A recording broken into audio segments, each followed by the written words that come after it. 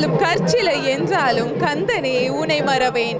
ஆறுமுகமாக வந்து ஆதரிக்கும் சண்முகா, ஆறிரண்டு விழிகளிலே அருள் சுரக்கும் முருகா.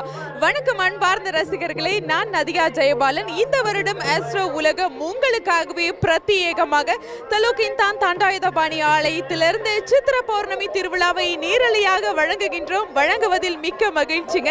காலை 8 மணி தொடங்கி இங்கு இருக்கக்கூடிய தண்டாயுதபாணிக்காக நடத்திய அபிஷேகங்களிலிருந்து உங்களுக்காக காண்பித்தோம். இங்கு நேரலை நிலவரங்களை வழங்குவதற்காக நாங்கள் உங்களோடு இணைந்திருக்கின்றோம் ரசிகர்களே. இந்த ஆலயம் மிகவும் சிறப்பு வாய்ந்ததுங்க. சுமார் 150 ஆண்டுகள் பழமை வாய்ந்த ஆலயம். ஆரம்ப காலகட்டத்தில் என்னவோ பார்த்தீங்கன்னா முருகப்பெருமானின் வேலை வைத்து வணங்கி இருக்கின்றார்கள். அதன் பிறகு இங்கு முருகப்பெருமானுக்காக ஒரு ஆலயத்தை, அதாவது தண்டாயுதபாணி ஆலயமாக எழுப்பி இருக்கின்றார்கள். அருமையான ஒரு அழகான இடத்தில் இந்த ஆலயம் அமைந்திருக்கின்றது என்றுதான் சொல்ல வேண்டுங்க. தெலுங்கின்தான் மாநிலம் என்று சொன்னாலே வைர வளைகுடா அப்படின்னு சொல்லுவாங்க. பார்ப்பதற்கே வைரமாக மின்னுகின்றது, ஜொலிக்கின்றது என்றுதான் சொல்ல வேண்டும். அதுவும் சித்திர பௌர்ணமி திருவிழா என்று சொல்லும் போது சிறப்பு வாய்ந்த ஒன்று என்றுதாக சொல்ல வேண்டும். இந்த பூ உலகில் கொண்டிருக்கும் அனைத்து தெய்வங்களையும் தரிசிக்க அருமையான தினம்தான் இந்த சித்திர பௌர்ணமிங்க. அதாவது காலையில் சூரியனாகவும் இரவில் சந்திரனாகவும் ஒரு நாளில் 24 மணி நேரமும் இந்த விண்ணொளிகள் நம் மீது இயற்கையாகவே படுவதற்கான ஒரு வாய்ப்பு தான் இந்த சித்திர பௌர்ணமிங்க. முக்தி கிடைக்க வேண்டுமா? நிச்சயமாக சித்திர பௌர்ணமி அன்று வழிபாடு செய்தால் முக்தி நம்மை வந்து சேரும், சகல சௌபாக்கியங்களும் கிட்டும் என்பது அனைவரது நம்பிக்கையாக இருக்கின்றதுங்க. இந்த சித்திர பௌர்ணமி பார்த்தீங்கன்னா மலையில் அல்லது மலைக்கு அருகில் குடிகொண்டிருக்கும் தெய்வங்களுக்காகவே சிறப்பாக நடத்தப்படுகின்றது.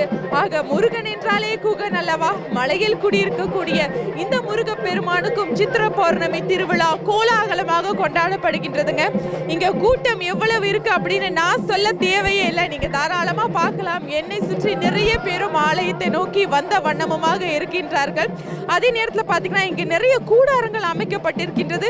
வரக்கூடியவர்களுக்கு தாகங்களை தீர்ப்பதற்காக தண்ணீர் பந்தங்களாக இருக்கட்டும், அவர்கள் வாங்கிக் கொள்ள அர்ச்சனை தட்டுகளாக இருக்கட்டும், இவை அனைத்தும் அழகாக ஏற்பாடு செய்திருக்கிறாங்க. இன்னொரு அம்சம் என்னன்னு பார்த்தீங்கன்னா, இந்த ஆலயத்துக்கு வரக்கூடியவர்கள் இந்த காலணிகள்லாம் இருக்கு இல்லையா, இதெல்லாம் பத்திரமாக வைப்பதற்காகவும் ஒரு கூடாரத்தை ஏற்பாடு செய்திருக்கிறாங்க. நிறைய பேருக்கும் அந்த பயம் இருக்கும், இவ்வளவு கூட்டமா இருக்க காலணிலாம் பத்திரமா இருக்குமா? அந்த கவலை எல்லாம் உங்களுக்கு வேண்டாங்க. பாதுகாப்பு அம்சங்கள் பலமா இருக்கு. அதனால பொதுமக்கள் நிறையவே வந்த வண்ணமாக இருக்கின்றார்கள். நம்முடைய இந்தியர்கள் மட்டுமல்லாமல் மற்ற இனத்தவர்களும் இங்க அலையலையாய் திரண்டு வந்து கொண்டிருக்கின்றார்கள். சும்மாவா சொன்னாங்க. அதாவது சித்திர பௌர்ணமி திருவிழானா தெலுங்கின்தான் தான் கண்டிப்பா பிரபலம் வாய்ந்தது, பிரத்யேகம் வாய்ந்தது அப்படி நிறைய பேரும் சொல்ல கேட்டிருப்போம். அதை உங்களுக்கு காட்சியாக காண்பிப்பதில் ரொம்பவே மகிழ்ச்சியாக இருக்குதுங்க. நீங்களும் வரணும்னு நினைக்கிறீங்களா? தாராளமா வாங்க. அதே நேரத்தில் www.astroulagam.com.my வாயிலாக இன்று காலை 8 மணி தொடங்கி இரவு 8 மணி வரை இந்த நேரலையை வழங்கவிருக்கின்றோம். தாராளமாக மற்றவர்களோடு பகிர்ந்து கொள்ளுங்கள். அதே நேரத்தில் எங்களுடைய ஆஸ்ட்ரோ உலகம் Facebook வாயிலாகவும் வாங்க. இங்க நடக்கக்கூடிய இந்த நேரலையை பற்றி மற்றவர்களோடு பகிர்ந்துக்கோங்க. இன்னும் நிறைய விஷயங்களை தொடர்ந்து உங்களோடு வழங்குவதற்காக நாங்கள் காத்துக்கொண்டே இருக்கின்றோம். வெற்றிவேல் முருகனுக்கு அரோகரா. நன்றி, வணக்கம்.